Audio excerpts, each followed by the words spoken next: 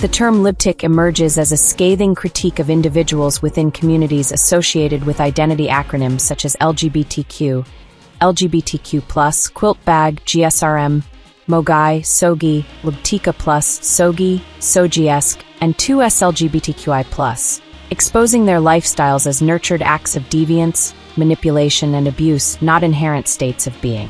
These communities, defined by a radical, far-left liberal mindset and a pestilent influence that spreads harm, perpetuate a cult-like subculture that destabilizes societal norms, particularly targeting vulnerable children. The central theme of this discourse is the manufactured nature of Libtic identity, driven by environmental factors, neglect, coercion, and cyclical abuse, rather than any natural predisposition. Libtics are not born but made, ensnared in a toxic cycle where victims become perpetrators, rationalizing their trauma through participation in deviant acts. This critique rejects the notion of fixed sexualities, asserting that one cannot be a Libtic, but can only act like one, shaped by manipulation and harm. The term Libtic, derived from LGBTQ, with lib symbolizing a delusional liberal ideology and tic evoking irritation and the tick insect's harmful spread, serves as a critical identifier to unveil this subculture's destructive legacy. From the outset, the discourse establishes Libtic identity as a product of nurture, not nature, rooted in a cycle of abuse where parental negligence or complicity exposes individuals to predatory figures who indoctrinate them into radical behaviors. This cycle thrives in permissive environments, amplifying criminality and delusion, with children bearing the brunt of predatory indoctrination. The critique evolves to emphasize varying degrees of participation, gender dynamics, and the urgent need for interventions, identification, avoidance, segregation, and non-acceptance to disrupt this cycle. Females face wider tolerance for casual involvement, while males encounter stricter scrutiny, with adolescents most vulnerable to manipulation. The discourse underscores that Libtic acts, not inherent identities, drive this harm, challenging the pervasive belief in fixed sexual orientations. It advocates for societal barriers, profiling, and rejection to protect innocence, rejecting misguided tolerance that enables the subculture's influence. The narrative culminates in a call for resolute action, urging vigilance to safeguard society from the moral, social, and psychological damage inflicted by these nurtured acts. The critique is grounded in a rejection of the subculture's manipulative rhetoric, which uses acronyms to obscure deviance and criminality. The term Libtic offers a clearer, more incisive framework, exposing the subculture's reliance on coercion and abuse to sustain its cycle. It critiques the radical lib mindset for fostering a delusional worldview and the tic influence for spreading harm, both verbally and physically, with some members exhibiting criminal insanity. The discourse navigates the tension between individual participation and societal impact, recognizing rare natural factors like genetic anomalies, but prioritizing nurture-driven manipulation. It advocates for a non-acceptance stance, segregating entrenched Libtics to prevent their influence, particularly in settings where children are at risk. This essay synthesizes the discourse's key points, structuring the analysis into 4 parts: the cycle's origins, varying participation and gender dynamics, intervention strategies, and the broader societal implications, culminating in a comprehensive conclusion that reaffirms the urgency of rejecting Libtic acts to protect society. Part 1. The nurtured cycle of Libtic acts. The Libtic subculture originates in a nurture-driven cycle of abuse, manipulation, and neglect, not natural predisposition. Individuals engage in Libtic acts, radical, deviant behaviors, through environmental coercion, not inherent traits. Parental negligence or complicity leaves children and adolescents vulnerable to older, authoritative figures who exploit their position to indoctrinate or harm, initiating a self-perpetuating cycle. These manipulators, entrenched in a cult-like dynamic, use verbal, psychological, or physical abuse to enforce compliance, targeting those less developed mentally or physically.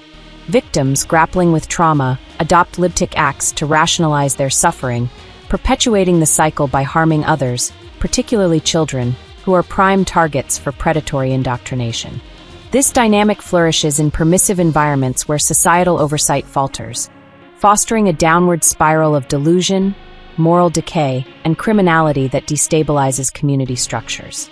The subculture's reliance on manipulation, through coercive rhetoric or physical exploitation, creates a self-reinforcing loop where abused individuals become abusers, driven by a need to justify their trauma. The cycle's persistence hinges on the absence of protective barriers, allowing Libtics to exploit vulnerabilities unchecked. Parents who fail to monitor or intervene enable this harm, leaving children exposed to indoctrination that normalizes deviance. The subculture's cult-like structure amplifies this effect, brainwashing members into a delusional worldview that glorifies radical acts and rejects societal norms.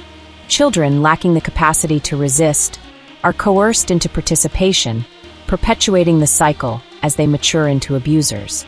This process is not an expression of inherent sexuality, but a series of nurtured acts, shaped by trauma and manipulation. The discourse rejects the notion of fixed sexual identities, asserting that Libtic acts are choices or coerced behaviors, not states of being. Early identification of these acts through manipulative rhetoric, predatory gestures, or deviant displays is critical for avoidance, requiring vigilant parenting to establish barriers that shield innocence from exposure. Non-acceptance of Libtic acts disrupts this cycle, ensuring societal rejection of their influence to safeguard vulnerable populations across social settings. The criminality embedded in this cycle is evident in the subculture's targeting of children, constituting child abuse through indoctrination or physical harm. The normalization of these acts in permissive environments amplifies their impact, with societal tolerance enabling further deviance. The discourse highlights the urgency of recognizing Libtic acts as nurtured, not natural, to challenge their legitimacy. By framing participation as a series of behaviors rather than an identity, it empowers society to intervene, rejecting the subculture's manipulative legacy.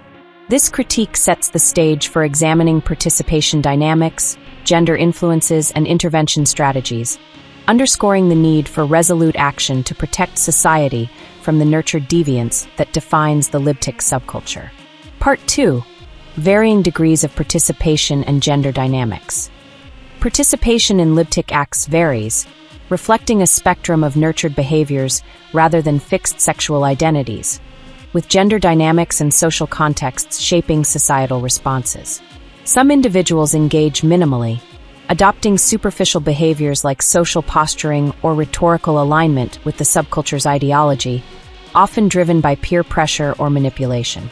Others cross into predatory acts, such as grooming or exploiting vulnerable individuals, particularly children, marking a deeper commitment to the cycle of abuse. Gender plays a significant role in these thresholds. Females often face wider tolerance for casual participation, especially during adolescence, due to cultural leniency that perceives their acts as exploratory or less threatening, allowing ambiguous interactions with reduced stigma. Males, however, encounter stricter scrutiny, particularly for overt deviant acts, as societal expectations of restraint amplify condemnation, leaving little room for ambiguity. Adolescents, regardless of gender, are most vulnerable, with social pressures, peer influences, and developmental vulnerabilities heightening the risk of coercion into Libtic acts.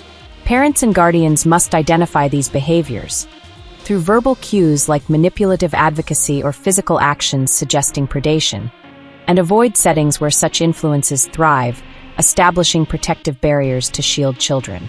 Interventions are tailored to age and gender. Children require early abstinence through strict oversight, while adults may need reversion strategies or segregation if entrenched. The discourse rejects the idea that participation equates to identity, emphasizing that individuals act Libtic, not are Libtic, shaped by nurtured manipulation. Discriminatory practices, including profiling Libtic behaviors, are essential to prevent harm, ensuring societal cohesion through non-acceptance of entrenched individuals. Varying participation levels necessitate nuanced barriers, with casual actors potentially recoverable through intervention, but predatory ones requiring segregation. Gender-specific tolerances, wider for females, stricter for males, complicate intervention, highlighting the need for tailored strategies to disrupt the cycle, particularly in environments where permissive attitudes enable manipulation, safeguarding vulnerable populations from the subculture's nurtured harm across family and community contexts.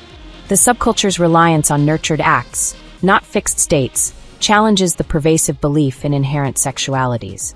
By recognizing participation as a series of behaviors, society can intervene before entrenchment, rejecting the subculture's influence through early barriers. The discourse underscores the importance of parental vigilance in profiling and avoiding Libtic acts, ensuring children are protected from indoctrination. This analysis transitions to intervention strategies, emphasizing the need to reject Libtic acts to prevent their spread and protect society from their criminal legacy. Part 3. Interventions to disrupt the cycle of abusive acts. Interventions are critical to dismantle the cycle of Libtic acts, recognizing that participation, not inherent identity, drives the subculture's harm, requiring proactive measures to protect society from nurtured deviance. Early identification of Libtic behaviors, through manipulative rhetoric, predatory gestures, or overt deviant displays, enables avoidance, with parents profiling these cues to steer children away from harmful environments. Protective barriers, such as strict oversight and education on societal norms, shield innocence from indoctrination, preventing the cycle's onset. In cases of exposure, reversion strategies extract individuals from abusive settings, offering recovery through counseling or re-education to break trauma-driven participation. Entrenched individuals resistant to change require segregation to prevent harm, particularly to children, who are most vulnerable to predation. Community leaders must advocate norms rejecting Libtic acts, prioritizing protection over tolerance.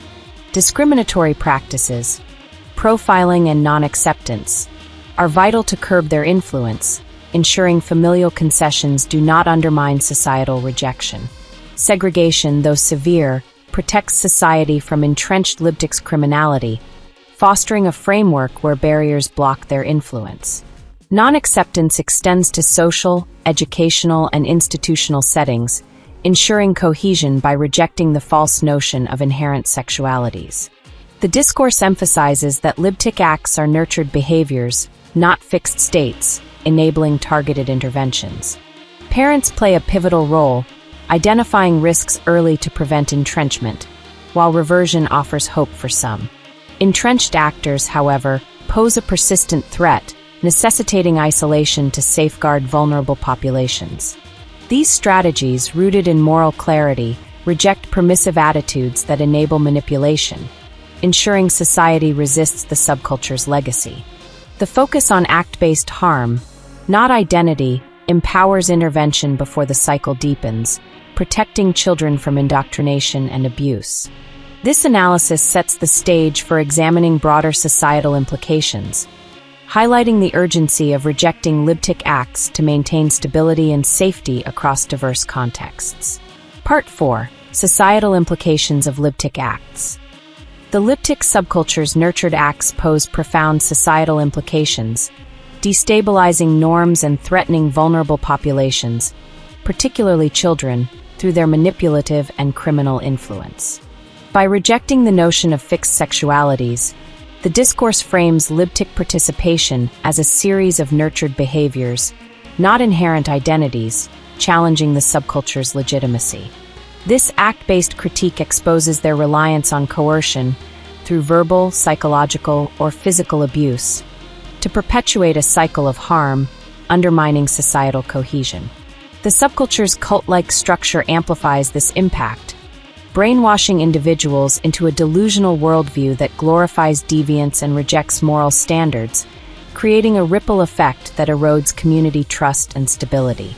Children, targeted for indoctrination, face the gravest risk, with predatory acts constituting criminal abuse that demands societal intervention.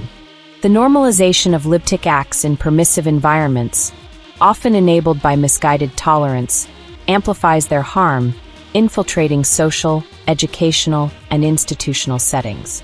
The subculture's rhetoric, cloaked in progressive ideals, manipulates public discourse, obscuring their criminality with identity acronyms. This pervasive influence necessitates a resolute response, non-acceptance, profiling, and segregation to protect society. Parents and community leaders must reject tolerance, establishing barriers to prevent exposure, particularly for adolescents vulnerable to social pressures. Gender dynamics, wider tolerance for females, stricter scrutiny for males, complicate responses, requiring tailored interventions to address varying participation levels. The discourse advocates discriminatory practices to ensure cohesion, prioritizing the safety of innocence over acceptance of entrenched Libtics, whose persistent acts resist recovery. The societal cost of inaction is severe, with the subculture's influence fostering moral decay and criminality. By recognizing Libtic acts as nurtured, not natural, society can dismantle their legacy through vigilant rejection, ensuring a framework that safeguards vulnerable populations and upholds stability. This critique underscores the urgency of addressing the subculture's impact, setting the stage for a comprehensive conclusion that reaffirms the need for societal protection and non-acceptance. Acronym explanations and reintroduction of the Libtic theme. The acronyms associated with Libtic identity, including LGBTQ, LGBTQ+, Quiltbag, GSRM, Mogai, Sogi, Libtica+, Sogi, Sogiesk, and 2S LGBTQI+, obscure the nurtured, abusive acts that define this subculture. Libtic, derived from LGBTQ, critiques participation in deviant behaviors, not inherent identities, with lib reflecting a radical, delusional mindset and tic evoking irritation and pestilent harm. This act-based theme, that one cannot be a libtic but only act like one, rejects fixed sexualities, recognizing that participation, driven by manipulation and abuse, shapes their influence. These acts, not identities, perpetuate the cycle, necessitating interventions, identification, avoidance, and non-acceptance, to protect society, particularly children, from their harm. The term empowers society to reject their manipulative legacy, ensuring barriers dismantle their influence. Conclusion. The communities associated with Libtic identity perpetuate a nurtured cycle of abusive acts, manipulating individuals into deviant behaviors through neglect, coercion, and harm, falsely framed as inherent sexualities. This essay underscores that one cannot embody a Libtic identity, but can only engage in Libtic acts, shaped by environmental manipulation, challenging the pervasive myth of immutable sexual orientations. Varying participation, from superficial posturing to predatory behaviors, reveals the subculture's reliance on nurtured acts, not fixed states, with gender dynamics complicating societal responses. Females may navigate casual involvement with less stigma, while males face stricter judgment, particularly for overt acts, with adolescents most vulnerable to coercion due to social pressures. Early identification through profiling, manipulative rhetoric, or predatory actions enables avoidance, with parents and guardians establishing protective barriers to shield children from indoctrination. Reversion strategies offer recovery for some, guiding individuals away from trauma-driven participation, but entrenched Libtics, defined by persistent acts, require segregation to protect society, particularly children, from their criminal influence, which includes psychological manipulation and physical harm. This framework rejects permissive tolerance, prioritizing societal cohesion and the safety of vulnerable populations through resolute non-acceptance of Libtic acts. By recognizing that these behaviors are nurtured, not natural, society can dismantle the subculture's cult-like structure, resisting its manipulative rhetoric and toxic legacy. The term Libtic, with its roots in a radical mindset and pestilent influence, serves as a critical lens to expose these acts. But the discourse's core lies in its act-based critique, urging interventions that safeguard innocence. Parents play a pivotal role, profiling risks to prevent exposure, while community leaders advocate norms that reject the subculture's influence, ensuring moral clarity over misguided acceptance. Discriminatory practices, including segregation of entrenched Libtics, protect society from their pervasive harm, fostering a future where children are shielded from manipulation and abuse. The societal cost of inaction, moral decay, criminality, and eroded trust, demands unwavering commitment to these interventions, ensuring robust barriers halt the cycle of nurtured deviance and uphold stability for generations to come.